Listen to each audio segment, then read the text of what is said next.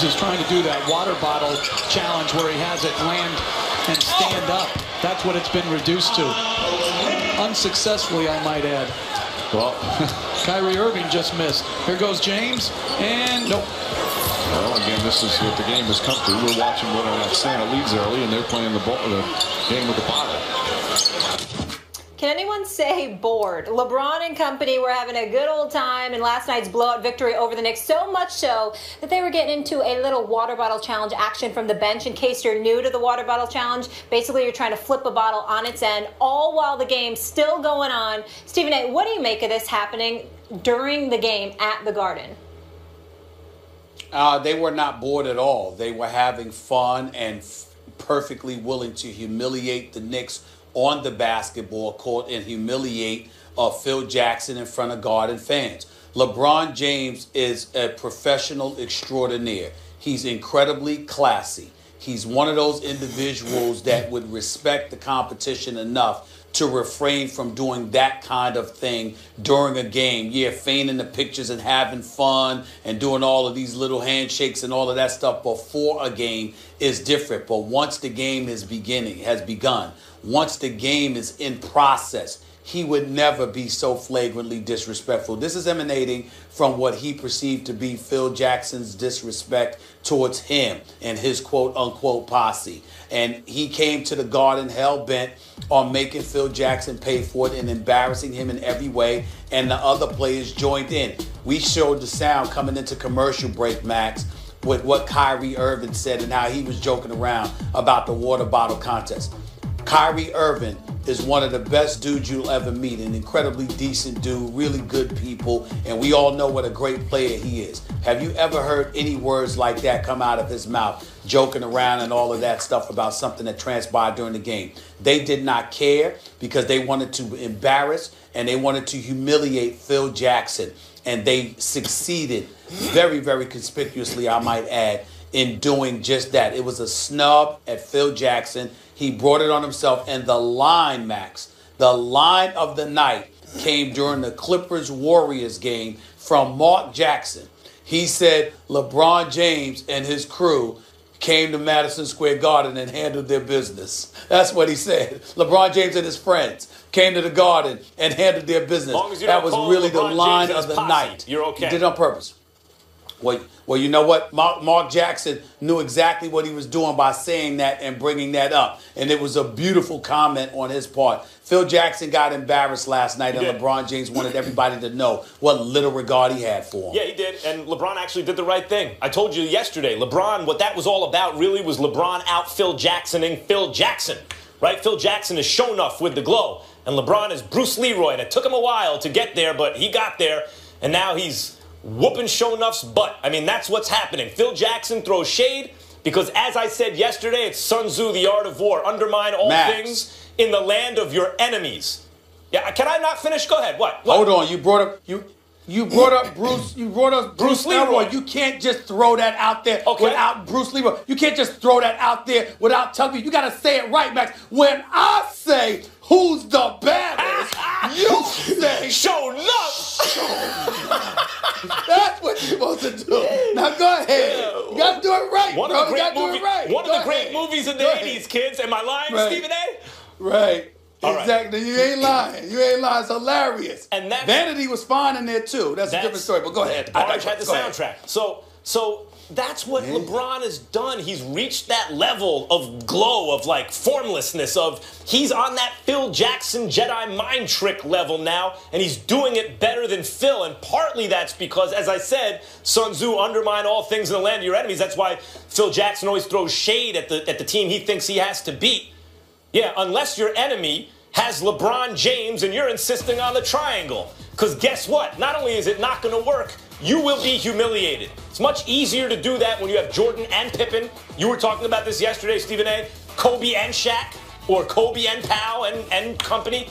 Much easier to do that when you have those guys. But what about when the other team has those guys? Ain't going to work. It's not working now, and LeBron is in his full glory at this point in his career because he's still physically good enough. I still don't think physically what he was a couple of years ago, but he's good enough where he can hit that highest level when he needs it, and he's psychologically and emotionally dominating the NBA. He did it to Steph Curry on the court last year in the finals, dunking on him, blocking him, screaming on him, Steph not answering, and he's doing it to Phil Jackson now off the court, on the bench, playing the water bottle challenge. This is his world, and everyone else just lives in it right now. Yeah, it's easy to say that when they're going up against the Knicks, you know. I mean, when the Knicks are playing against people, at some juncture in any season, it seems to be everybody's night every little once in a while when it comes against the Knicks. It's just a very, very sad thing for me. You might be right. I'm not thinking about it right now. I'm thinking about the humiliation accorded to Phil Jackson. I'm thinking about the fact that he deserves it. I'm thinking about the fact that this might end up being a habit because it's not like they're not capable of falling apart. I'm just tinkering towards that level of depression. I had no expectations last night. It came crashing down to earth as expected, which is what I was telling everybody before the game. But it doesn't... It just doesn't change the level of depression that kicks in. Yeah, I'm a little tired. There's no doubt about that. But I'm more depressed. The New York Knicks, they just ain't there, man. It just doesn't matter. I just don't even know what to say anymore. I really don't. I'm just disappointed that Phil Jackson's there. I just am. More importantly, I think you told on yourself a little bit in this segment. Let me ask you a question and answer this honestly. You were rooting for Shonuff, weren't you? You wanted him to beat Bruce Leroy, didn't you? Yes, I did. Yes, see, I knew it. The way you said that, I could tell. Yes, I did. Yes, I did. No, you talk about... No. I wanted them to give him a fight and what have you, but you're right. Because Bruce Leroy, I wasn't feeling him that much. I really wasn't. I was feeling Shonuff. Yeah. I really was. I rooted for Clubber Lang, too. I mean, sometimes you got to root for the antagonist. Yeah. I'm feeling really left out. I didn't root for Clubber Lang. I always root for Rocky. Clubber was the Yo, Adrian. Rocky, that I know. All right, let's leave it there. Did you know Stephen A had to stay the whole game? Can you believe that? It's unbelievable. Poor guy, so tired. Coming up next.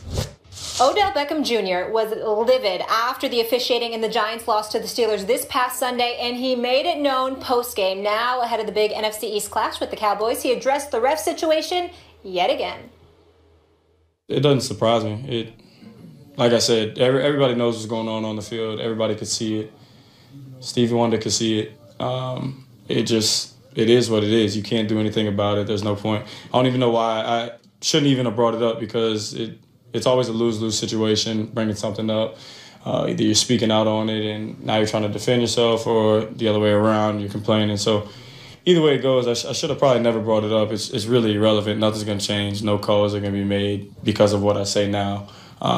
So you just got to keep playing. You know what you're going against. It's the Giants versus everybody, and I wouldn't want it any other way. Max, is it time to tell our boy Odell Beckham Kayate? Odell, you just said I shouldn't have brought it up. It wasn't going to make any difference anyway.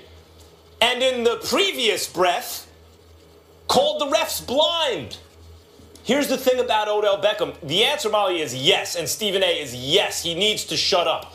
And I'm not saying take the fuel away from whatever he needs to get himself amped up to play. He's got to be true to himself. But in terms of calling out the refs, shut all the way up. Odell, what are you doing? Stephen A, he's already, and we've been back and forth about this, he's the best receiver in football. And by the way, I think if you put everyone on a lie detector test, they would all say the same thing. Damn it, I hate him. But yeah, he's the best. I know, respect to Julio Jones and Antonio Brown, they're beasts, I get it. But I think Odell's the best. Can you imagine for a second if he shut up and just worried about balling instead of all the other stuff? And I don't just mean as it was a distraction to the team or whatever. He's not getting calls. He didn't get that one.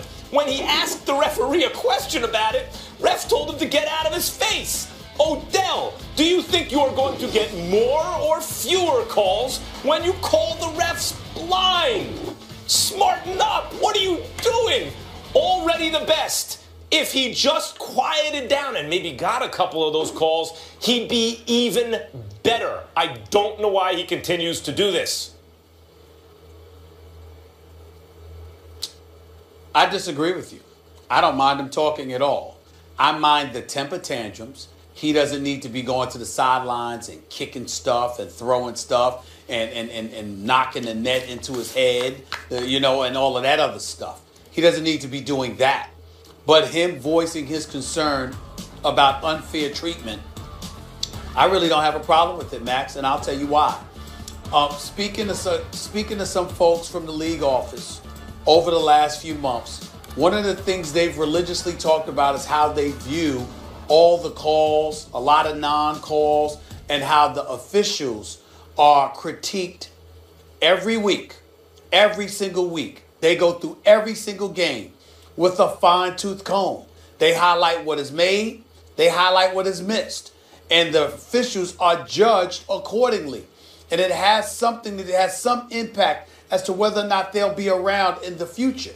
So Odell Beckham Jr. bringing attention to this under a controlled way, in a controlled setting as well, I think is helpful. Because what it does is it raises the proverbial eyebrows of league officials who are going to go back to the tapes and view what he's talking about and come to a conclusion moving forward. That's what you have to do here. He doesn't need to be petulant. He doesn't need to be immature.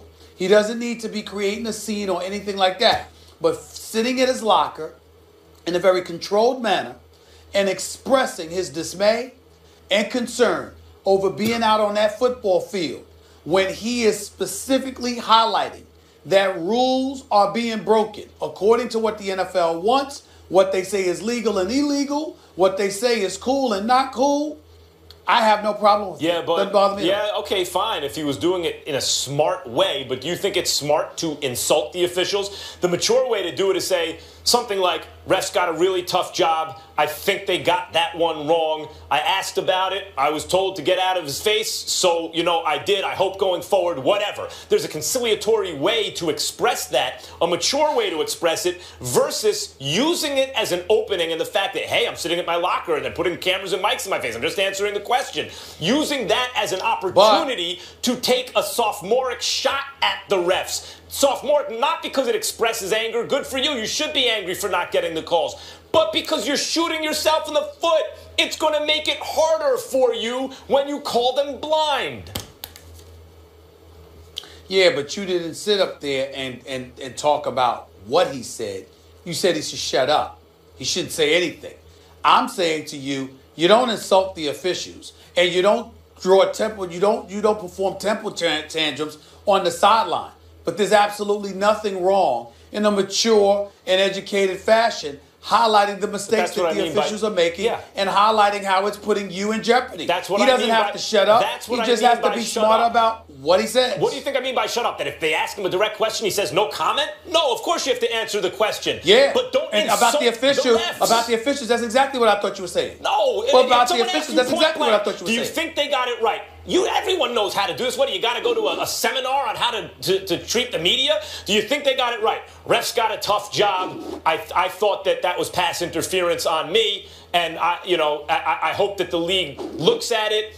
Whatever. You can do it in a way that doesn't make it harder for you, because what it shows me in terms of the issue of maturity is that you don't want to postpone gratification, which is really the hallmark of maturity. He feels angry. He wants to express it right then because it feels good to him in the moment, without forethought about how that's going to affect him down the road. That is the definition of immaturity, and I would like him to respond maturely so that this transcendent talent at the position can stop this argument about who's better, him, Antonio Brown, or Julio Jones, and take his rightful place in the hierarchy of at least receivers in the NFL as the #1 guy. By the time he's done, I believe we will recognize this as the Odell Beckham Jr. era for receivers, but that's not going to be so clear if he continues to shoot himself in the foot. Question was whether or not he should shut up. I answered that he shouldn't, and I feel that way because I think the more he talks, the more it highlights what the NFL should do to hone in on these receivers. This dude is a superstar talent. He's legitimately box office. It might behoove the NFL to want to protect him instead of being arrogant enough to think people are going to watch their product anyway. Hope so. Hope so. I'm a Giants fan. I'd like to see them do well. You're a Giants fan? As of this moment, I've played in as many playoff games as Odell Beckham Jr. I told Odell and Victor Cruz last night at the game. They were at the Knicks game. First of all, New York Knicks, they're lucky to have those guys because I couldn't believe they both still stayed at the game until its very end. I was shocked because they should have left like everybody else. But I told them, you know what? As much as I would love for them to beat the Cowboys now, I don't mind them losing to the Cowboys now and waiting until the playoffs. But they got to get there.